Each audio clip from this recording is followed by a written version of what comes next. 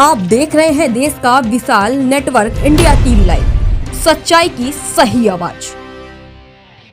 વિશ્વ ઉમિયાધામ દ્વારા શ્રી ઉમિયા માતાજીના દિવ્ય રથનું સાણંદ શહેર ખાતે સ્વાગત સન્માન કરવામાં આવ્યું। શ્રી ઉમિયા માતાજીના દિવ્ય રથનું સાણંદ પાટીદાર સમાજ તેમજ વિવિધ સમાજના શહેરીજનો દ્વારા પુષ્પ વરસાવી માં ઉમાના આશીર્વાદ લઈ ભવ્ય સ્વાગત કરવામાં આવ્યું હતું। શોભાયાત્રા સાણંદ શહેરના વૃંદાવન સોસાયટી ખાતેથી કેડી ફાર્મ સુધી યોજાઈ હતી। ભવ્ય શોભાયાત્રા બાદ મહાઆરતી અને ધર્મસભા યોજાઈ હતી। આ પ્રસંગે વિશ્વ ઉમિયા ફાઉન્ડેશન અમદાવાદના પ્રમુખ આરપી પટેલ, ઉપપ્રમુખ ડીએન પટેલ, મહામંત્રી સંજયભાઈ પટેલ સહિત જિલ્લાના તમામ હોદ્દેદારો ખાસ ઉપસ્થિત રહ્યા। સાથે મોટી સંખ્યામાં ઉમા ભક્તો અને પાટીદારો ઉપસ્થિત રહ્યા હતા। રિપોર્ટર દિલીપભાઈ રાવળ।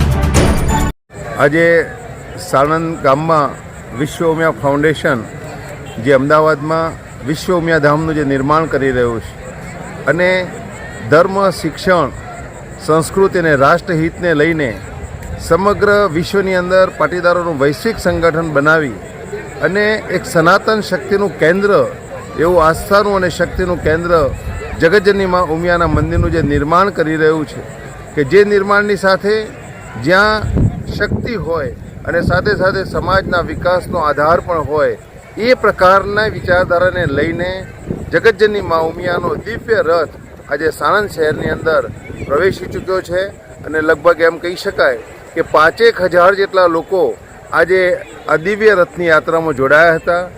ખૂબ રંગે ચંગે દિવ્ય રથનું પ્રસ્થાન અને પરિભ્રમણ આજે આ ગામમાં થયું છે। ખૂબ ઉત્સાહથી માતાજીના વધામણા બધાએ કર્યા છે। ત્યારે મને ગૌરવ થાય છે કે વિશ્વ ઉમિયા ફાઉન્ડેશન જે સનાતન શક્તિના કેન્દ્ર સમા વિશ્વ ઉમિયા ધામની અંદર માં ઉમિયાના મંદિરનું જે નિર્માણ કરી રહ્યું છે એની અંદર સમગ્ર સનાતની હિન્દુ સમાજ દરેક વ્યક્તિ એમાં સહભાગી બને અને એવા એક ભાવ સાથે માં ઉમિયાના દિવ્ય રથનું જે પરિભ્રમણ થઈ રહ્યું છે એમાં દરેક લોકો જોડાય એ માટે આ દિવ્ય રથનું પરિભ્રમણ કરવામાં આવી રહ્યું છે। देश और प्रदेश की खबरों के लिए अभी सब्सक्राइब कीजिए इंडिया टीवी लाइव, साथ ही बेल आइकन को दबाना बिल्कुल ना भूलें, जिससे सबसे पहले खबर आप तक पहुंचे।